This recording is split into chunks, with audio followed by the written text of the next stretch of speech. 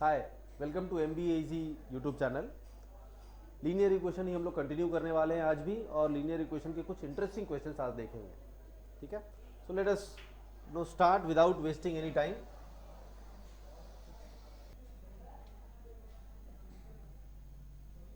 Okay, question पढ़ लिए होंगे, मैं भी एक बार पढ़ता हूँ साथ में। चलो पढ़ते हैं, देखते हैं क्या कहता है। A and B are siblings of opposite gender. They are sibling means they are brothers and sisters and all. ठीक है, भाई बहन है, दे आर ऑपोजिट जेंडर, मतलब एक भाई है और एक बहन है। A and B are siblings of opposite gender. A is brother of B, तो ए ब्रदर है तो ऑब्वियसली बी सिस्टर होगी, because they are of opposite gender. So I know A is brother and B is sister. कहता है question में आगे, A said to B, A क्या कहता है बी से, I have twice as many sisters as I have brothers. Twice as many sisters as I have brothers. क्या बोल रहा है, मतलब मेरे सिस्टर्स का नंबर मेरे ब्रदर्स के नंबर्स का डबल है। मतलब ए कहता है, ए ब्रदर है और कहता है कि मेरा अगर एक भाई होगा तो मेरे दो बहनें होंगी। If I have got 2 brothers then I have 4 sisters. If I have got 3 brothers then I have got 6 sisters, like that. तो मेरे जितने भी भाई हैं सिस्टर्स का नंबर ब्रदर्स के नंबर्स का डबल है। ठीक, ओके। बी कहती है, बी इज अ सिस्टर। हाँ, बी कहती है I have as many brothers as I have sisters. तो ए बी कहती है कि मेरे जितने ब्रदर्स हैं उतने ही मेरे सिस्टर्स हैं। ठीक है, और हमें निकालना है total number of siblings, total कितने भाई बहन हैं। बोलो ए और बी टोटल कितने भाई बहन हैं। ठीक, क्वेश्चन समझ में आ गया। पहले इसको हम लोग इक्वेशन बनाने का कोशिश करते हैं, कैसे इक्वेशन बनाया जाएगा और उसको सॉल्व करके आंसर निकाला जाएगा। Later on will also try to figure out some other ways of finding the answer. So let us first know try to frame equation for this. हमें पता है दो लोग हैं, कुछ ब्रदर्स हैं कुछ सिस्टर्स हैं, राइट। कुछ ब्रदर्स हैं कुछ सिस्टर्स हैं। कितने ब्रदर्स हैं कितने सिस्टर्स हैं ये मुझे निकालना है, यही हमसे पूछा गया है।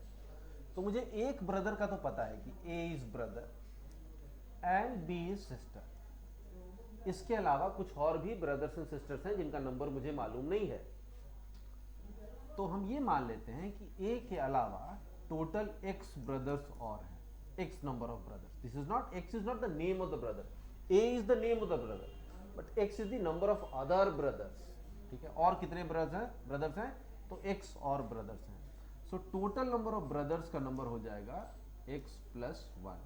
Y X plus one, X brothers तो है ही है, अब प्लस ए भी तो है, तो टोटल कितने ब्रदर्स हो गए, एक्स प्लस वन ब्रदर्स, है ना। एंड सिमिलरली यहाँ पे हम लोग अज्यूम कर रहे हैं कि बी तो ब्रदर है ही है, उसके अलावा और, सॉरी सिस्टर तो है ही है, इसके अलावा और कितने सिस्टर्स हो जाएंगे, वाई सिस्टर्स हो जाएंगे। ठीक है, तो आपके पास टोटल नंबर ऑफ सिस्टर्स जो हो गए वो कितने हो गए, Y plus one. So there are X plus one brothers and there are Y plus one sisters. ठीक है, इतनी सो फार सो गुड, इतना समझ में आ रहा है। X is the number of no more brothers other than A, y is number of more sisters other than b. So total number of brothers are x plus 1, x brothers plus this a also. Similarly total number of sisters are y plus 1, because y sisters we have assumed, and there is one more which is given in the question b, so y plus 1 sister, right. Now let us frame the equation for the two statement. a ने एक statement दिया है, b ने एक statement दिया है, दोनों से दो इक्वेशन बन जाएगा। कैसे बनाओगे, a क्या कहता है, ए कहता है मेरे बहनों का नंबर मेरे भाइयों के नंबर का डबल है। तो चलो देखो जरा, ए के बहनों का नंबर है कितना, ए के टोटल कितने बहन है, वाई प्लस वन सिस्टर्स है, और ए के ब्रदर्स कितने हैं, एक्स ब्रदर्स। देखो ए के वाई प्लस वन सिस्टर्स होंगे, सारी की सारी सिस्टर्स ए की सिस्टर्स हैं, और x plus one total brothers है, जिसमें से एक खुद कौन है, ए है। तो ए के अलावा और कितने ब्रदर्स हैं, एक्स ब्रदर्स हैं। So A has got X brothers and Y plus one sisters, और सिस्टर्स का नंबर ब्रदर्स का नंबर का डबल है। So this number Y plus one is 2 times X. So एक इक्वेशन बन गया, Y plus one is equal to 2 times X, right. First equation clear.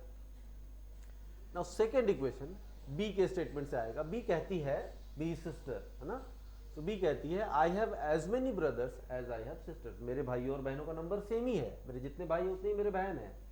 तो देखो जरा बी के बहन कितने हैं, बी के बहन है वाई, बी के बहन है वाई, बी के सिस्टर्स, नंबर ऑफ सिस्टर्स कितने हैं बी के, Y sisters, because total Y plus 1 sisters है, जिसमें से एक खुद कौन है, बी है, तो बी के अलावा और कितने हैं, Y. So there are Y sisters and B के टोटल ब्रदर्स कितने हैं, x plus 1 brothers. So B के x प्लस 1 ब्रदर्स हैं और y नो सिस्टर्स हैं, और कहता बी कहती है कि मेरे भाइयों और बहनों का नंबर सेम है। So y is equal to x plus 1, मेरे जितने ब्रदर्स उतने ही मेरे सिस्टर्स, तो सिस्टर्स का number is equal to brothers का number.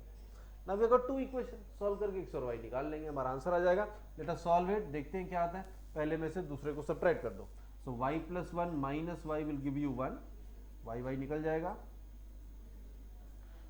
2x minus x will give you x and this minus 1, right. So यहां से आ गया x is equal to 2, x की वैल्यू आ गई 2, और x का वैल्यू यहाँ 2 डाल दो तो y का वैल्यू भी आ जाएगा, यहां से y का वैल्यू आ गया 3, right. So total number of brothers हो गए 2 प्लस 1 3 ब्रदर्स एंड सिस्टर्स हो गए 3 plus 1 4 sisters. So they are in total 3 brothers and 4 sisters. So total number of sibling पूछा है, सो 3 प्लस 4 कितना हो जाएगा, 7। So total number of siblings हो गया 7। So there are 7 siblings. Total भाई बहन कितने हैं, 7 भाई बहन है बोलो, ठीक है। हम लोगों ने इक्वेशन बनाया, सॉल्व किया। ये क्वेश्चन थोड़ा सा कंफ्यूजिंग हो सकता है, बिकॉज ये जो सेंटेंस है इससे थोड़ा सा क्लैरिटी थोड़ा समझना पड़ेगा, बिकॉज कभी कभी कंफ्यूजिंग हो सकता है। आप ए के कितने ब्रदर्स होंगे, तो एक्स ब्रदर होंगे कि एक्स प्लस 1 होंगे, बी के कितने सिस्टर्स होंगे, वाई होंगे कि वाई प्लस 1 होंगे। हालांकि बहुत कुछ है नहीं, बहुत सिंपल है, but in exam situation you may get confuse sometimes, so just be clear on how to assume variables. See, these question will help you understand how to frame equations. एक बार ये इक्वेशन आ गया तब तो कोई भी निकाल लेगा ना, कोई भी एक्स और वाई की वैल्यू निकाल लेगा। बट इंपॉर्टेंट चीज लीनियर इक्वेशन में क्या है, इक्वेशन बनाना ही सबसे इंपॉर्टेंट है। ये बन गया तो आंसर तो आ ही जाएगा। इक्वेशन अगर आपके हाथ में आ गया तो 90% काम तो वही हो गया। 10% है आपका इक्वेशन को सॉल्व करना, वो तो कर ही लेगा कोई भी। इक्वेशन बनाना ही हमें सीखना है इस चैप्टर में, और वही हम इन क्वेश्चंस के थ्रू सीखने की कोशिश कर रहे हैं। चलो आगे बढ़ते हैं। अच्छा, इस क्वेश्चन को आप चाहें तो ट्रायल से भी कर सकते हैं। देखो कैसे, हम लोगों ने इतना इक्वेशन बनाया, बट कभी कभी कैट में ऐसे भी क्वेश्चंस हो सकते हैं जिसको आप कॉमन सेंसिकली क्वेश्चन को सॉल्व कर सकते हैं। इस क्वेश्चन को भी हम चाहें तो कॉमन सेंसिकली सॉल्व कर सकते हैं। देखो कैसे करेंगे। ए और बी, ए ब्रदर है और बी सिस्टर है, राइट। ए ब्रदर है और बी सिस्टर है। अब देखो ए क्या कहता है, ए कहता है मेरे सिस्टर्स का नंबर मेरे ब्रदर्स के नंबर्स का डबल है, राइट। मेरे सिस्टर्स का नंबर मेरे ब्रदर्स के नंबर्स का डबल है। तो एक काम करते हैं, ए के ब्रदर्स और सिस्टर्स के केसेस बनाते हैं। क्या क्या केस हो सकता है। ए के जितने ब्रदर्स होंगे उसके डबल सिस्टर्स होंगे, स्टेटमेंट के हिसाब से क्वेश्चन कह रहा है। ए बोलता है कि मेरे सिस्टर्स का नंबर मेरे जितने भाई हैं उससे डबल मेरे सिस्टर्स हैं, ब्रदर सिस्टर्स हैं, राइट। तो अगर ए का एक ब्रदर होगा तो उसकी सिस्टर्स कितनी हो जाएंगी, 2। अगर ए का 2 भाई होगा तो उसके सिस्टर्स कितने हो जाएंगे, 4। अगर ए के if A has got 3 brothers then A will have 6 sisters, 4 हो जाएगा तो 8 हो जाएगा। इस तरह से आप चाहें तो अलग अलग कई सारे केस बना सकते हैं। एक भाई तो 2 बहन, 2 भाई तो 4 बहन, 3 भाई तो 6 बहन, 4 भाई तो 8 बहन, क्योंकि जितने भाई होंगे उसके डबल उसके बहन होंगे। ये कह रहा है क्वेश्चन में। नाउ बी के भी आप देखो ब्रदर्स एंड सिस्टर्स कितने होंगे। बी के भी आप ब्रदर्स एंड सिस्टर्स कंपेयर करो यहीं से पहले केस से। तो पहला केस के हिसाब से देखो, ए है और उसका एक भाई है, यानी कि टोटल ब्रदर्स कितने हैं, 2 ब्रदर्स हैं। सो बी के ब्रदर्स हो जाएंगे 2 और टोटल सिस्टर्स है 2, जिसमें से एक खुद बी है। तो बी के अलावा एक और सिस्टर है, तो बी की सिस्टर नंबर ऑफ सिस्टर्स कितने हो जाएंगे, 1 हो जाएंगे। लेकिन बी के हिसाब से, बी के स्टेटमेंट के हिसाब से, तो बी के जितने ब्रदर्स हैं उतने ही सिस्टर्स होने चाहिए, लेकिन बी के ब्रदर्स और सिस्टर्स तो सेम नहीं हो रहे हैं। इसका मतलब first case is ruled out. I hope it is clear. Look at second case. ए और उसके 2 भाई, टोटल कितने भाई हो गए, 3 भाई हो गए। तो बी के ब्रदर्स कितने हो जाएंगे, 3 हो जाएंगे।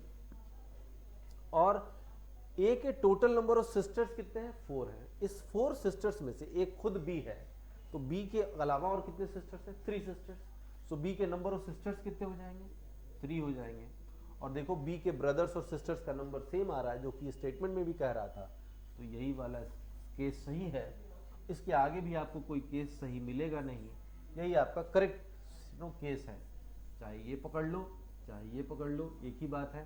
तो ए और उसके 6 भाई बहन, मतलब टोटल 7 सिबलिंग्स। यहाँ भी देख लो बी और उसके 6 भाई बहन, 3 3 6 कितने हो गए, टोटल 7 सिबलिंग्स। तो ये हमारा आंसर भी आ रहा था, टोटल नंबर ऑफ सिबलिंग्स कितना था, 7 था, वही आ भी रहा है 7। तो आप ऐसे क्वेश्चन को ट्रायल से भी कर सकते हैं, कोई जरूरी नहीं है कि हम हर एक क्वेश्चन को कन्वेंशनली सॉल्व करें, because this is an objective exam. the question setter or the examiner is not bothered about how you have arrived at the answer. उनको बस ये मालूम चलना चाहिए कि आपने सही आंसर टिक किया है कि नहीं किया है। सही आंसर आपने टिक किया है तो जरूरी नहीं है कि हम इक्वेशन ही बनाएं, हम ऐसे कॉमन सेंसिकली भी केसेस बिल्ड करके आंसर निकाल सकते हैं। ऑलराइट, चलो आगे बढ़ते हैं। कुछ एक क्वेश्चन और लेते हैं आगे, पढ़ो इसको, go through it, pause the video, go through the question, try it yourself and then again look at the solution. That way your understanding will be much better. क्या कहता है क्वेश्चन में, a father distributed his gold coins among his 3 sons A, B and C in the following manner. ठीक है, 3 sons A, B से उनको gold coin बांटा जा रहा है, राइट। फिर कहता है to A he gives 3 more than half the gold coin. तो पहले बेटे ए को उसने क्या दिया, आधे से 3 ज्यादा गोल्ड कॉइन दे दिया, राइट। इसके बाद जो बचा उसमें से क्या कह रहा है, he gives 4 more than 1/3 of the remaining to B. No 1/3 of the remaining से कितना ज्यादा, जो बचा है उसके 1/3 से 4 ज्यादा उसने बी को दे दिया। फिर जो बचा उसके 1/4 से 4 ज्यादा किसने किसको दिया, सी को दे दिया। और उसके बाद फादर के पास 11 गोल्ड कॉइन्स बचा हुआ है, तो पूछा है find the number of gold coins he has in the beginning. Okay, so let us try to frame the equation first and then इसको भी देखेंगे कि और कैसे किया जा सकता है। सो सी, आप मान लो कि total number of gold coins जो है वो है x, initially total number of gold coins है x। अभी A को कितना मिला, इसके बाद B को कितना मिला, उसके बाद C को कितना मिला, और कितना रिमेनिंग है, received by A and what is the remaining amount, remaining number of gold coins. ऐसा हम लोग एक बनाते हैं। तो पहले को A को कितना दिया, 3 more than half, तो total number of gold coin x था, तो A को x/2 यानी हाफ से 3 ज्यादा दिया गया, तो x/2 + 3 दिया गया। A received 3 more than half the gold coins, तो कितना बचा होगा, x/2 - 3। समझ में आ रही है बात कैसे कर रहा हूं मैं। अगर आधा देता, x/2 देता तो कितना बचता, आधा बचता x/2। आधे से 3 ज्यादा दे दिया तो आधे से 3 कम बचा है, करेक्ट, यही हमारा रिमेनिंग है।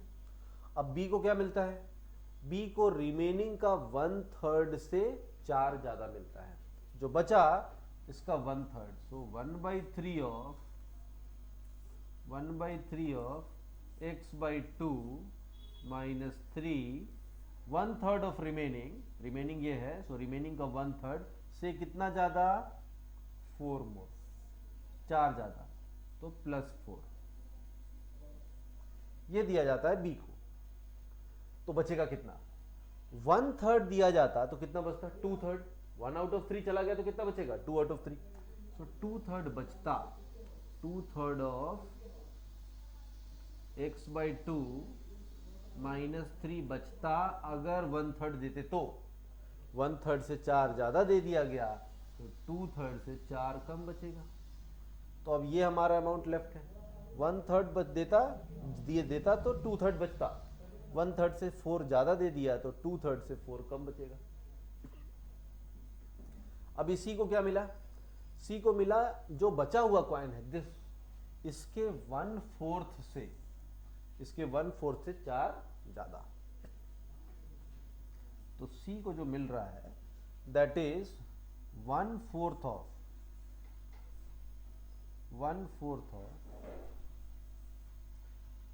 रिमेनिंग, ये रिमेनिंग है 2/3 ऑफ x/2 - 3 - 4। यही आपको मिला किसको, 1/3। इस ये जो है इसका 1/4 से कितना ज्यादा, 4 ज्यादा। This is what C has received. कहता है ना 1/4 ऑफ रिमेनिंग से कितना ज्यादा, 4 मोर। तो रिमेनिंग ये है, रिमेनिंग का 1/4 से 4 ज्यादा, ये मिला सी को। तो अगर 1/4 दे दिया तो बचेगा कितना, 3/4। तो जो रिमेनिंग है now, final remaining after giving to A B and then C, final remaining क्या होगा, इसका 1/4 दिया गया तो इसका 3/4 बचेगा। सो 3/4 ऑफ 3/4 ऑफ दिस, ठीक कितना है, 2/3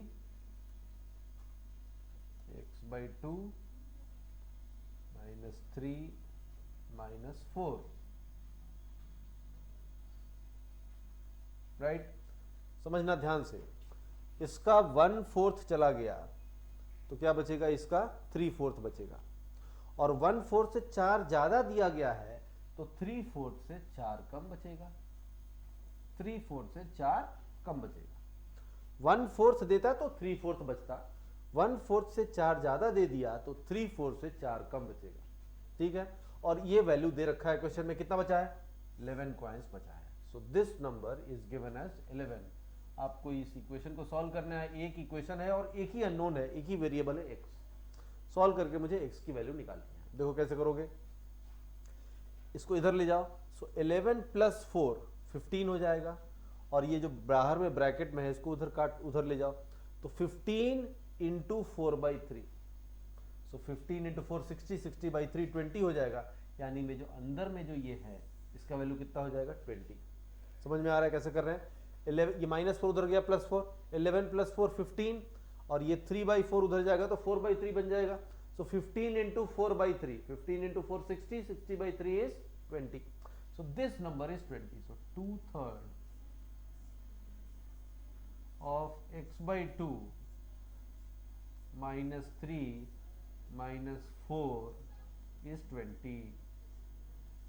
This is 20, right? Now again इस 4 को उधर ले जाओ, so 24 हो जाएगा, और ये 3/2 उधर जाएगा तो बन जाएगा, तो 2/3 बन जाएगा 3/2। तो 24 × 3/2, so 24 × 3 72/2 36। So this portion will become 36. So x/2 -3 is 36. I hope ये सॉल्व कैसे हो रहा है आपको समझ में आ रहा है अच्छे से।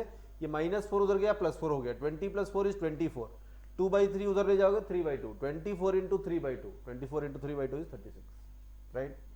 अब ये 3, ये इसको 3 को उधर ले जाओ, 39 × 2 78। तो यहाँ से आ गया x का वैल्यू कितना, 78, राइट। सो यही तो मुझे निकालना था, कितने कॉइन्स थे, कितने कॉइन्स थे, 78 कॉइन्स थे। 78 is the answer, right, 78 is the answer. This is your final answer, okay. All right, ये तो हम लोगों ने इक्वेशन से बनाया, प्रॉपरली इक्वेशन माना कि अज्यूम किया कि x है टोटल नंबर ऑफ कॉइन्स। पहले बेटे a को आधा देता तो आधा बचता, आधे से 3 ज्यादा दिया तो आधे से 3 कम बच गया। अब यही बचा। अब दूसरे बच्चे को b को इसके 1/3 दिया तो इधर कितना बचा, 2/3 बचा। 1/3 से 4 ज्यादा दे दिया तो 2/3 से 4 कम बचा। अब ये बचा b को देने के बाद। अब c को इसका 1/4 दिया तो इधर कितना बच गया, 3/4। 1/4 से 4 ज्यादा दे दिया तो 3/4 से 4 कम बच गया। अब यही हमारा वैल्यू दे रखा है, कितना बचा है, 11 बचा है। तीनों को देने के बाद 11 बचा। इसको सॉल्व करके x की वैल्यू कितनी आई, 78 आई, ठीक है। ये एक तरीका है क्वेश्चन को सॉल्व करने का, बट इसी क्वेश्चन को हम चाहें तो थोड़ा सा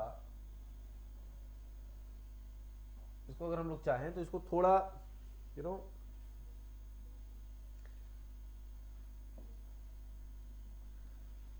बैकवर्ड जाके भी कर सकते हैं। खुद से सोचो, समझना ध्यान से। ए बी सी तीनों को देने के बाद जो मिला, रिसीव्ड एंड देन रिमेनिंग। मुझे ये पता है कि सी को देने के बाद फाइनली कितना बचता है, 11 कॉइन बचता है। सी को देने के बाद 11 कॉइन बचता है, राइट। सी को दिया कितना गया था, 4 more than 1/4, 4 more than 1/4। So I no जो भी बचा था, बी को देने के बाद जो भी बचा था उसके 1/4 से 4 ज्यादा दिया गया था। तो 1/4 4 ज्यादा दिया गया था, तो ये कितना हो जाएगा, बस no this is 4 more than 1/4।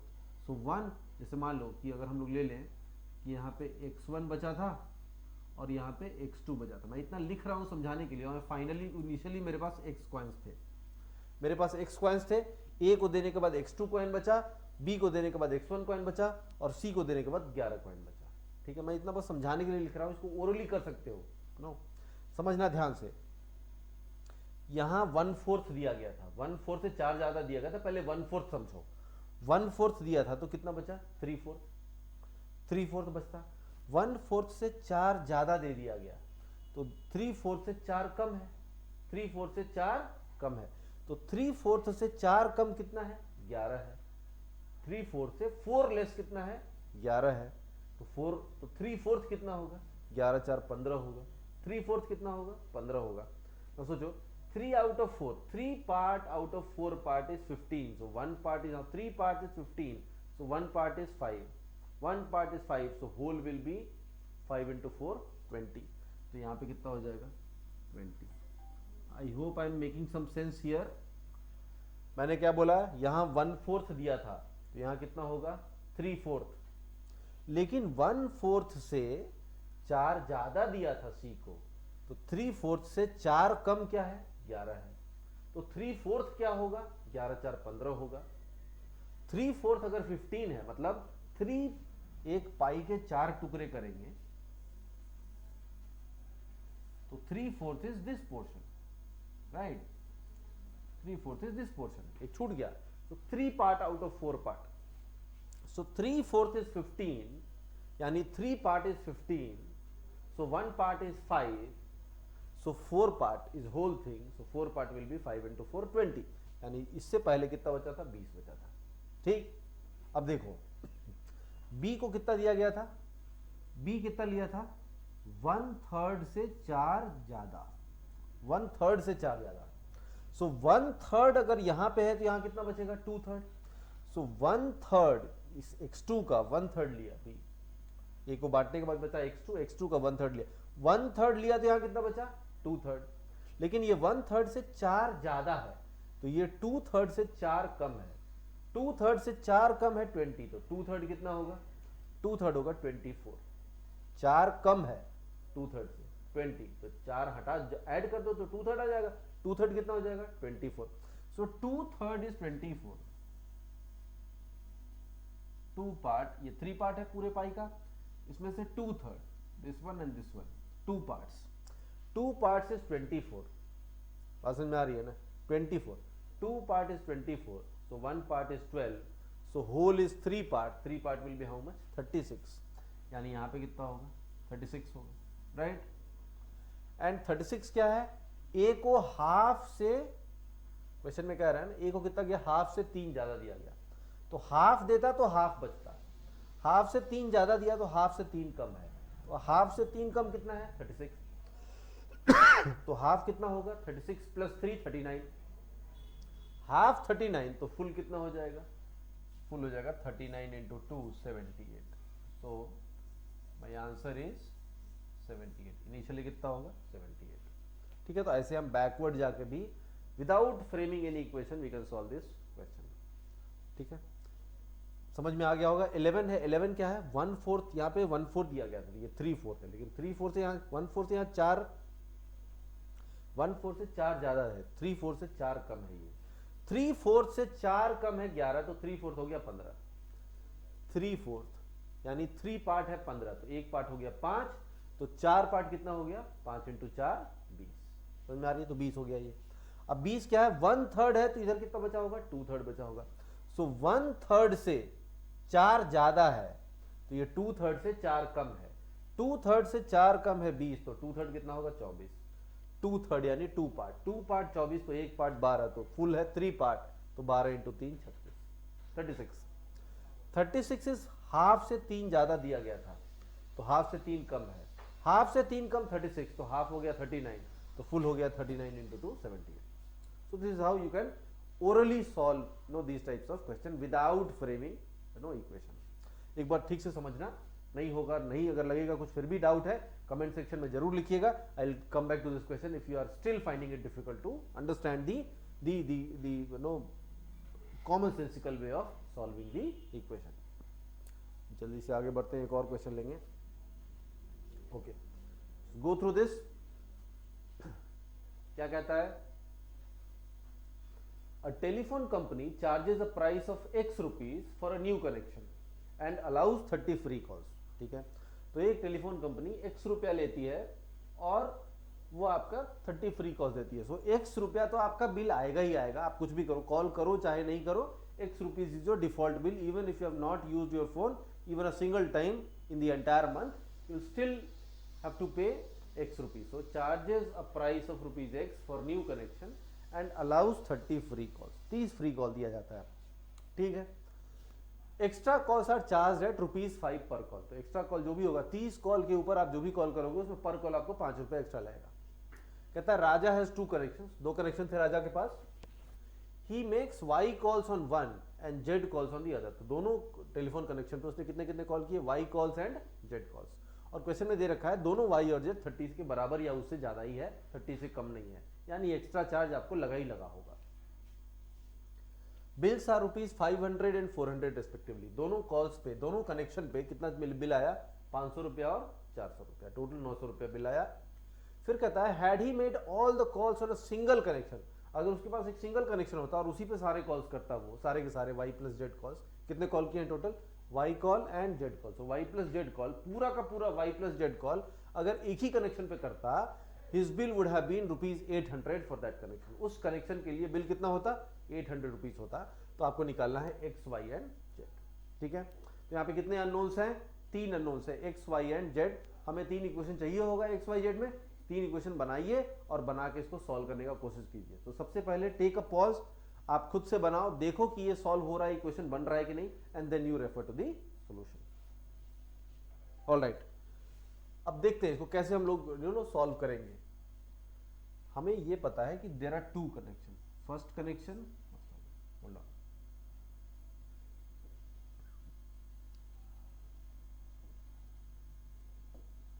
So first connection and second connection, 2 connection है मेरे पास।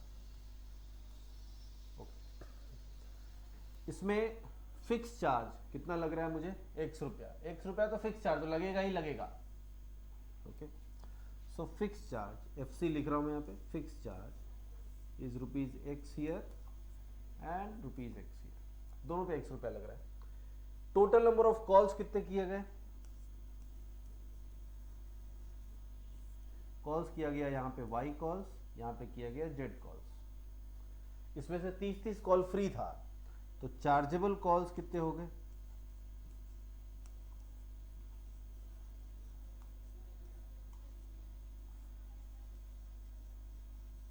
चार्जेबल कॉल्स हो गए Y - 30 और Z - 30। Y कॉल्स में से 30 कॉल का तो फ्री है, बचा कितना Y - 30। Z कॉल में से 30 फ्री है, बचा कितना Z में। इतने कॉल्स का एक्स्ट्रा पैसा लगेगा। कितना पैसा लगेगा, ₹5। क्या बोल रहा है, कितना लगेगा, ₹5 पर कॉल। और दोनों जगह जो बिल अमाउंट आया वो कितना आया, ₹500 एंड ₹400। सो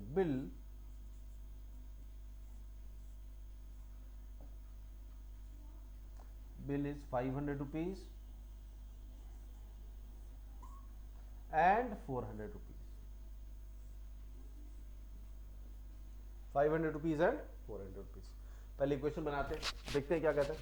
इसके लिए क्या बनाओगे, x रुपया तो लगना ही लगना है पहले वाले के लिए, तो x रुपया तो लगेगा ही लगेगा, प्लस y माइनस 30 जो चार्जेबल कॉल्स है इसके लिए 5 रुपी पर कॉल लगेगा, तो 5 times y minus 30, 5 times y minus 30, यही हमारा हो गया total number of total amount, bill amount. x रुपया is the free fix charge plus y minus 30 chargeable calls के 5 रुपया पर कॉल लग जाएंगे, तो हो जाएगा, यही हमारा अमाउंट हो गया, and this is given, this is 500। ठीक है, सेकंड में आओ, x रुपया तो फिक्स चार्ज लगना ही लगना है, देन जो चार्जेबल कॉल्स हैं वो है z minus 30, total call z हुए उसमें से 30 फ्री हो गए, तो चार्जेबल कॉल्स कितने हो गए, z माइनस 30, तो उसके लिए 5 रुपया पर कॉल के हिसाब से 5 times number of chargeable calls which is z minus 30, this will be our bill amount, और ये कितना दे रखा है 400। सो दो इक्वेशन तो हो गया, अननोन्स है 3 x y एंड z, तो मुझे एक इक्वेशन और चाहिए होगा, किधर से आएगा, कहता है कि अगर सारे के सारे वो एक ही कनेक्शन पे कॉल करता तो बिल कितना आता 800, यानी एक ही कनेक्शन होता हमारे पास, एक ही कनेक्शन होता हमारे पास और उसी पे मैं पूरा का पूरा कॉल करता, तो आप अगेन से देखो फिक्स चार्ज कितना हो गया x, फिक्स चार्ज हो गया x rupees, and total calls made will be y plus Z, because total उसने एक कनेक्शन पे y किया था, दूसरे पे z किया था, सारे एक ही पे करेगा तो कितने कॉल करेगा, y प्लस जेड कॉल करेगा, और इस y प्लस जेड कॉल्स में से जो चार्जेबल कॉल होगा,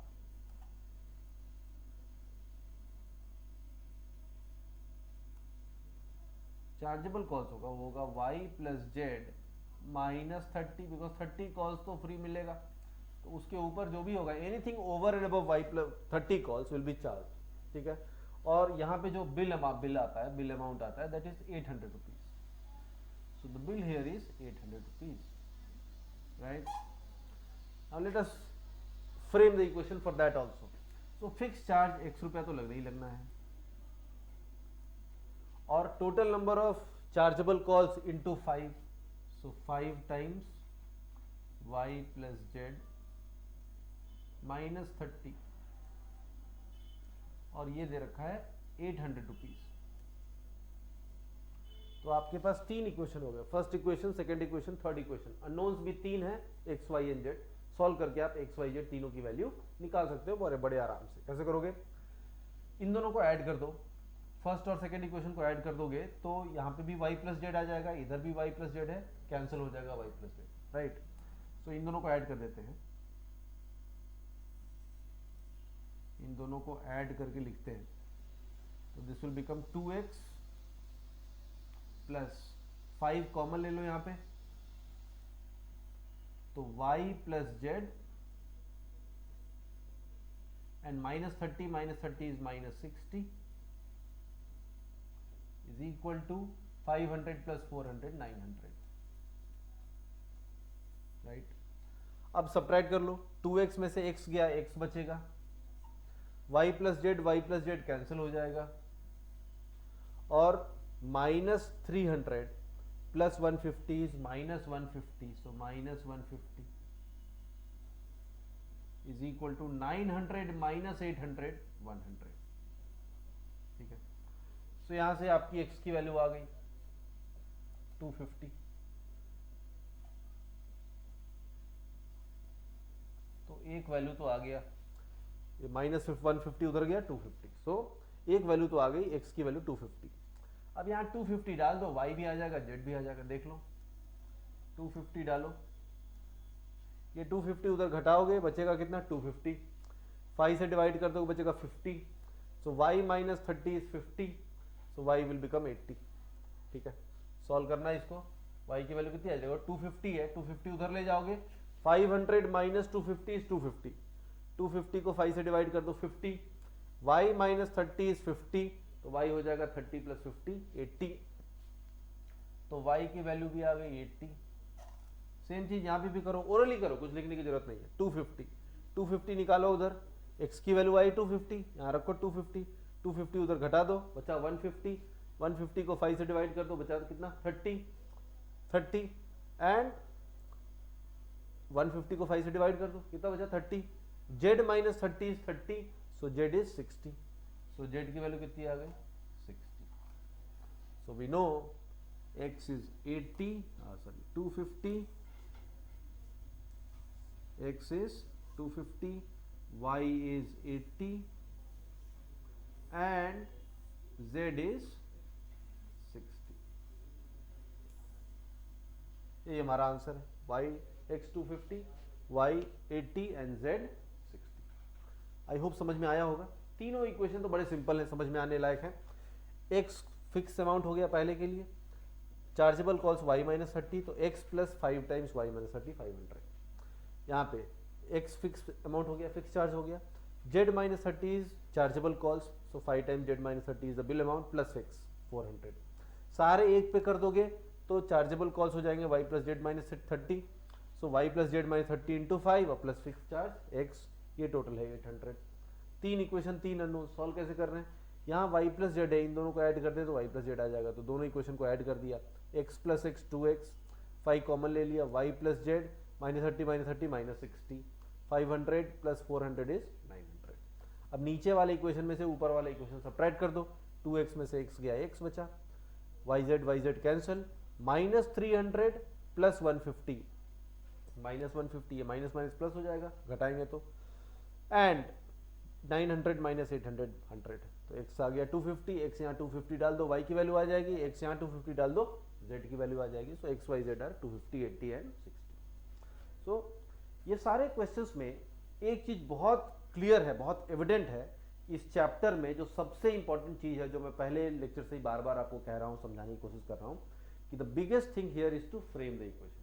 अगर किसी को ये तीन इक्वेशन दे दिया जाए और बोला जाए कि find out x y and z, कोई भी इस स्टूडेंट इसको निकाल लेगा जिसको भी लीनियर इक्वेशन सॉल्व करना आता है। तो इंपॉर्टेंट चीज़ ये नहीं है कि आपको लीनियर इक्वेशन सॉल्व करना आता है, इंपॉर्टेंट चीज़ ये है, ज़्यादा इंपॉर्टेंट ये है कि क्या आपको लीनियर इक्वेशन फ्रेम करना आता है कि नहीं आता है। क्वेश्चन में जो इन्फॉर्मेशन दिया है उसको यूज करके क्या आप लीनियर इक्वेशन फ्रेम कर सकते हैं कि नहीं, this is more important than solving the linear equation, because that anybody obviously would know, right. So maybe in next few more lectures on this chapter we'll take up some more interesting questions on linear equation, and then obviously we'll move on to next chapter. So next video lesson will again be on linear equation only, where we will take some more different varieties of questions. All right, I hope आपको तीनों videos तीनों question समझ में आया होगा। अगर नहीं समझ में आया होगा तो जरूर कमेंट में लिखिएगा ताकि हम लोग दोबारा रिविजिट कर सकें। Okay, all right, thank you guys.